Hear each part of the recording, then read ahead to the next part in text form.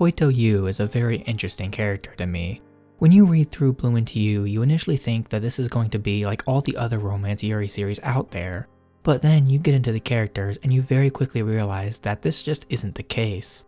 When getting into this series, I feel like most people would cling on to the other protagonist, Nanami Shoko, as her character arc is something that a lot of people can relate to. However, I always got a closer connection to the character of Yu, as well as the other side character Maki, but I'm not going to get into that here. The very first words we ever see written in the manga talk about how Yu feels about love. She thinks it's going to be like how you see it in all the shoujo manga and other love stories, and she herself really wants to experience that type of love.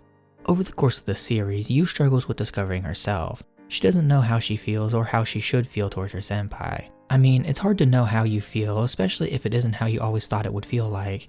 Yu's character arc is awesome. At the start of the series, she is more distant from Nanami and only really treats her as a friend, but she is also exploring things about herself during this time. During all of this time, she is wondering when she will ever feel love like Nanami feels for her, and so she allows Nanami to do whatever she wants to her in order to make Nanami happy. During this portion of the story is where a lot of people bring up the fact that Yu might be asexual and maybe even aromantic as well.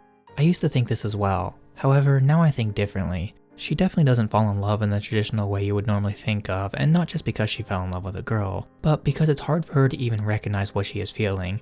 And sure, normal people can struggle with that as well. However, in Yu's case, it's not so much that she's struggling with it as more like she's just not sure what it is at all.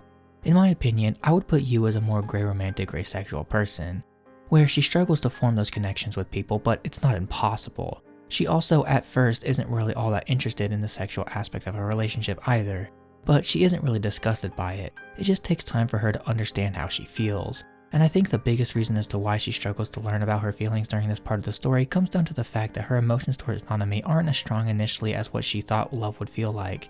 She herself in the series says so when she said she thought it would hit her like a rock and she would instantly know that she was in love. But that just wasn't the case, which to me makes it feel like she just didn't know anything about how she was supposed to feel at that time.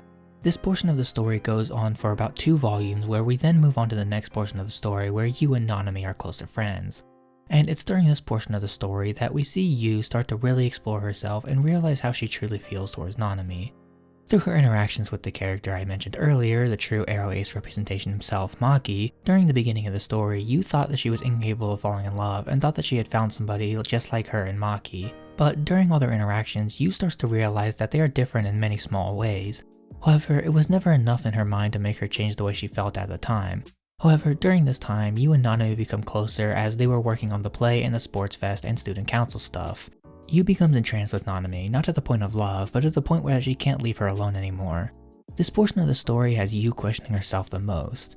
There are times in the story where you think she might be developing feelings for Nanami, but that she just hasn't realized it yet.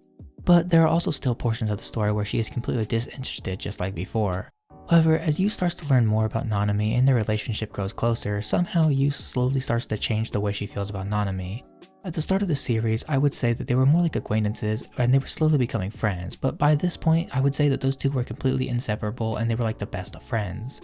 Both of them could learn from each other when they were vulnerable, however, Yu still never really realized what she was feeling and why she couldn't stop thinking about Nanami. The last portion of the story is where Yu realizes how she feels, but is really scared to say anything as she knows what's going to happen if she does. However, even when she knows how she feels, she's still a bit hesitant. Partially because she's scared, but also because she doesn't fully understand if what she is feeling is actually love and not just something else. At this point, Nanami lives rent-free in Yu's mind, but Yu is still struggling to come to terms with the truth. It's not that she doesn't know, but more the fact that she's just in denial. She just can't see herself being in love because it just isn't the traditional love that she always thought she would have. So instead, she just keeps denying how she feels while still growing closer to Nanami during this time. It all finally comes out when Nanami is struggling with her identity. Nanami was always trying to be this ideal person that she thought her sister was like. But when she learned that her sister wasn't as perfect as she originally thought, she started to doubt herself and even hate herself. But at this point, Yu couldn't let her keep hating herself, so she forced Nanami to confront herself during the play. And afterward, when Nanami was changing and growing, but still hating herself, Yu blurted out those words that she never thought she would ever say. I love you. This portion of the story is heavy as it puts so much pressure on Yu as she thought she just broke off her first love by saying those words, as she ran and kept running and was completely avoiding Nanami for a while. And still, even after saying those words, she went back to being in denial, saying that she wasn't really in love, she couldn't be. I mean, it isn't anything like how she was told it was supposed to be like. but Maki gets mad at her for saying once again that they are alike, when at this point it is painfully obvious that that's just not the case. Maki describes how he feels towards other people and how it is nothing like what Yuu is experiencing at all, which Yuu comes to accept and realizes that she really does love Nanami.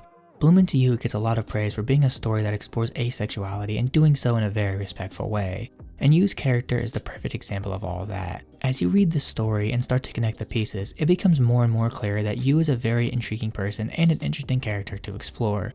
Yuu is a very complex character that can be hard to understand if you've never experienced similar things. Koito Yuu is a very interesting character as she makes so many different shifts throughout the story, from being someone who doesn't think she'll ever fall in love, to being someone who starts to love. This story is one that I hold very close to my heart for the themes it explores.